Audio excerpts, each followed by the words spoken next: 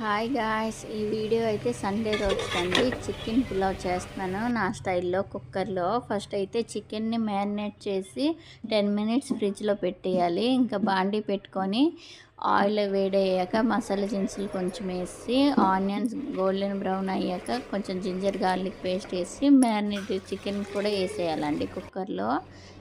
తర్వాత సోక్ చేసుకున్న బాస్మతి రైస్ కూడా వేసుకోవాలండి. ఇంకా తగినంత వాటర్ వేసుకోవాలి. 1 గ్లాస్కి హాఫ్ గ్లాస్ వాటర్ వేసుకోవాలి. అయ్యాక కొంచెం సాల్ట్ తగినంత చూసి కుక్కర్ విజిల్ పెట్టేయాలండి. 1 విజిల్ అయ్యాక 10 మినిట్స్ స్లో స్లిమ్లో పెట్టేవాలి. సైడ్కి అయితే కొంచెం నేను చికెన్ కర్రీ చేసుకుంటున్నాను. సింపుల్ చికెన్ కర్రీ అండి. గోల్డెన్ బ్రౌన్ అయ్యాక ఆనియన్స్ ఇంకా మ్యారినేట్ చికెన్ వేసి ఇంకా కొంచెం గ్రేవీ కర్రీ లాగా చేసుకుంటున్నాను.